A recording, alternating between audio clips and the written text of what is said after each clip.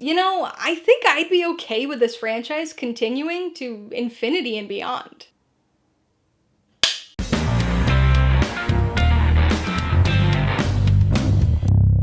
Hey everybody, welcome to Mainly Movies. Today I'm going to be ranking the 5 main movies in the Toy Story franchise as part of my franchise Rankography series. If you're new here, please consider subscribing for a variety of movie-related content, like reviews, rank lists, and recommendations. So what is a rankography exactly? Well, it's my ranking of a filmography, whether that be a director's output, an actor's appearances, or even an entire franchise. My rankographies are based on personal preference, and I rank movies according to how much I enjoyed them, rather than any specific technical merit or attribute. Remember, this is just my ranking, not the ranking, so be sure to post your own personal ranking of the Toy Story franchise in the comments below. As far as franchises go, Toy Story is easily one of my absolute favorites. Not only are the films truly great, but I have the added benefit of nostalgia, having literally grown up with the movies and their characters. The first Toy Story movie came out when I was 5 years old, so this franchise really has been a part of almost my entire life, with each new entry marking a different stage of my life. The movies were so well crafted and emotional that I've always kinda lived vicariously through Andy when it came to his relationship with Woody, Buzz, and the whole gang. They were his toys, but they were mine too. So that deep connection makes this an incredibly difficult rankography for me. I truly love every single one of these movies. There isn't a bad Toy Story film. There isn't even a just okay Toy Story film. The lowest rating I've given to any of these movies is 4.5 out of 5 paws. So having to rank them from worst to best kinda killed me inside a little, because even the worst Toy Story film is still a spectacular movie. I should note that I'm only including the mainline Toy Story movies in this ranking, since Lightyear is a bit of an outlier.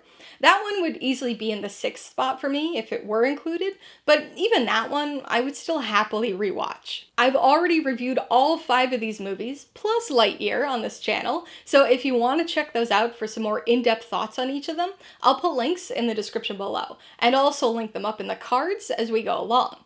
Alright, let's get this rankography started. Coming in at number 5, Toy Story 5. Like I said in the intro, it genuinely pains me to put any of these movies in last place, because they're all great. So please don't take this as my saying that this is not a good movie, because it is, in fact, a very good movie. That said, it is the least impactful of all the mainline Toy Story movies for me. Don't get me wrong, it's still an emotional movie, and there was one scene in particular that had me unsuccessfully trying to fend off tears, but overall, this one is just not as soul-shakingly moving as the other movies have been for me. In large part, this is because of the comparatively scattered story. There's just so much going on in this movie.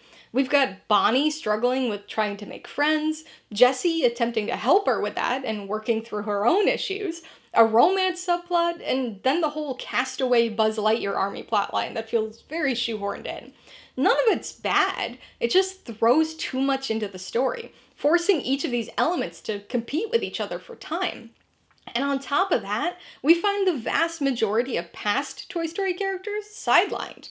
With so many characters at this point, this is admittedly a difficult issue to get around, but it's still disappointing to see so many of our old favorites literally just sitting in a box in the garage for the majority of the movie. Luckily, not everybody's in storage for this movie. We do get some classic Buzz and Woody time, but this is unequivocally Jessie's story. And all I could say is finally. She's been my favorite Toy Story character since her introduction back in 1999, and I've waited for some sort of resolution to her incomplete story arc for decades now. She's great as the lead here, and we get some solid full-circle story elements with her, including the biggest emotional moment of the film. Thematically speaking, Toy Story never misses, and that's a trend that continues here with this 5th installment. The big new theme that's introduced here regarding tech might initially seem a bit obvious or preachy, but as you probably expect from Pixar by now, it's actually fleshed out in a meaningful way. This tech versus toys debate is integrated really well with other classic themes of this franchise that, of course, pop up again here. Themes like childhood and growing up, the power of play and imagination, and even slightly more existential concepts like identity, purpose, and obsolescence. Toy Story 5 still manages to be as universally relatable as all the other films, and continues the franchise's uncanny ability to remain relevant through the generations. Coming in at number 4, Toy Story 4. So this was the Toy Story movie that I think faced the most difficult challenge from the get-go. The previous 3 films had set an incredibly high bar for this movie, and from the moment it was announced, people were questioning the justification for the film to even exist, considering how perfectly the trilogy was concluded in Toy Story 3. I'll admit that I was pretty nervous heading into this one, curious to see how they'd be able to keep the story going in a way that felt reasonable. And although it didn't have quite the same feel as the Andy trilogy movies, I was still extremely impressed with this one, and its ability to continue the story and development of the characters I had loved for 24 years at that point, all while somehow not cheapening or diminishing the emotional impact of Toy Story 3. This movie delves into deeper themes regarding identity and moving on than we had previously seen in the franchise, but it still has the clever humor that's become a staple of the franchise. That's a tough balance to strike, but decades into the series, Pixar had clearly figured out the secret. Prior to the release of Toy Story 5, this was the only mainline Toy Story movie that I had been able to find noticeable faults in, the most significant of which being something that was continued in its successor, the sidelining of most of the original characters we've grown to love over the years. Toy Story 4 is definitely a Woody movie, and he has plenty of time to shine here, but almost everybody else takes a back seat, even Buzz. The reintroduction of an old friend was a nice touch, and the photorealistic animation was beyond impressive, but this one still sits a bit below all of the Andy trilogy films for me, even after many rewatches. Coming in at number 3, Toy Story 2. Out of all the movies in this already very difficult rankography, this is the one that hurt the most to place, because I love this movie, and it really doesn't feel like it deserves to be in third place, but the other movies are just so good too. Toy Story 2 is, without question, one of the best animated sequels of all time. This movie came out in the midst of Disney's direct-to-video sequel heyday, and stood high above those films. It was only Pixar's third ever movie, and their only sequel until Toy Story 3 was released 11 years later. But it managed not only to recapture the fun of the first movie, but to expand on it too. Unlike so many other animated sequels that came before, and would follow, this isn't just a rehash of the first film. This is a proper story in its own right, that calls back to things that made the first film so great, while also greatly adding to the humor and adventure. The stakes are much higher here, the world is greatly expanded, and the characters all continue to develop and evolve. Toy Story 2 expands on many of the original characters, pulling toys like Rex, Mr. Potato Head, and Slinky Dog right into the action this time around. Woody and Buzz each still have their own storylines here, but it's very much a group adventure, something that I greatly miss with the newest installments in the franchise. In addition to expanding on old favorites, this sequel also introduces some fantastic new characters, most notably Jessie and Bullseye. It's honestly hard to remember a time when they weren't a part of the group. That's how integral they are to the Toy Story family. But where Toy Story 2 really shines is in its themes. The first film had wonderful messages, but this sequel brought a level of emotion to the story that was wholly unexpected. Jessie's story and the accompanying When She Loved Me montage remains one of the most emotional scenes in an animated film, and really set the stage for the emotional storytelling that Pixar has become known for. Coming in at number 2, Toy Story 3.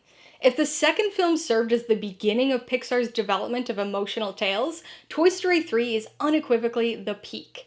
The emotional heft of this film is unreal, and anybody who grew up with this franchise and these toys will certainly be reduced to a sobbing mess by the end of this movie. I know I am. I've seen this movie dozens of times since it was released back in 2010, when I was already an adult, by the way, and I've cried multiple times during the movie, every single time. Usually I'm barely holding back tears by the time we get to the landfill, and I lose it during the incinerator scene. I start to get some semblance of control after that, but then Andy's little gasp at the end wrecks me all over again. This film takes the thematic layering of its two predecessors and greatly expands on them, really hammering home the theme of growing up and exploring what that means for not only Andy, but his toys as well. While certainly the most emotional film in the franchise, Toy Story 3 isn't all tears and heaviness. It's also an incredibly fun film with some of the most humorous moments and bits of dialogue in the whole franchise. Like all of the other movies before Toy Story 5, Woody is technically the main character, but this film really gives the other toys their due. Other than the noticeable absence of Bo Peep, the other core toys all get plenty of screen time, and aren't just present for the sake of being there. They all contribute to the plot and progression of the story as well. Like Toy Story 2, this feels like an adventure for the whole gang, even with the introduction of so many other new characters. This film provides the perfect end to the toys' time with Andy, and cements the first 3 Toy Story films as one of the greatest trilogies of all time. So that means my number 1 Toy Story film is Toy Story. I've gotta say, the margin between Toy Story 1 and Toy Story 3 is so small that this almost went the other way for me. There are certain days where I would have these two flipped, but for this ranking, I've gotta give the slightest of edges to the original film. This was the beginning of it all. The beginning of Toy Story, the beginning of Pixar, the beginning of computer animated feature films. If it weren't for Toy Story 1, there never would have been a Toy Story 3. But it's not just the mere existence of this film that earns it the top spot for me. This movie introduced a premise that has sparked the imaginations of millions of kids, including me, for over 3 decades now. What if your toys were alive? The ideas introduced so cleverly in this first film formed the foundation of everything to come in this franchise, and the dual-level humor made it entertaining and engaging, not only to kids, but to adults as well, setting the stage for Pixar's approach to all future movies. A great premise and comedy are nice, but this film, and the franchise as a whole, wouldn't have been anything without its characters. Woody and Buzz Lightyear are such an iconic pair, and the relatability of their characters and the realism of their rivalry turned friendship heighten this film significantly. A memorable cast of secondary characters, like Mr. Potato Head, Ham, Rex, Bo Peep, RC, and Slinky Dog, round out the group to create a set of toys that you couldn't wait to see more of. Yeah, this is a movie about animated toys, but these toys and their kid are real in many ways. Their impact on me was real, both as a 5-year-old sitting in that theater in 1995, and as an adult who continues to be moved by this franchise. It's safe to say that they'll always have a friend in me. Alright, so that's my rankography of the Toy Story franchise. 5 movies, dozens of toys, and 1 emotional saga. What does your ranking look like? I'd love to see some reasoning for your order, so be sure to post it in the comments below. Remember, I've already reviewed all 5 of these movies, plus Lightyear, so you could check those videos out if you want some more in-depth discussion of each, as well as my ratings, pros and cons, and even tailored film recommendations. And if you're interested in buying any of these movies, I do have affiliate links for all of them in the description below. I get a small commission from anything you buy using one of my links, so I'd really appreciate it if you'd use them if you're in the market for any of these movies or anything else. Alright, so if you got some enjoyment, insight, or information out of this rankography, I'd appreciate it if you'd hit that like button. And if you haven't done so already, please hit subscribe while you're at it to see more rankographies like this, as well as movie reviews. Till next time, this has been Alyssa with Mainly Movies, the way life should be.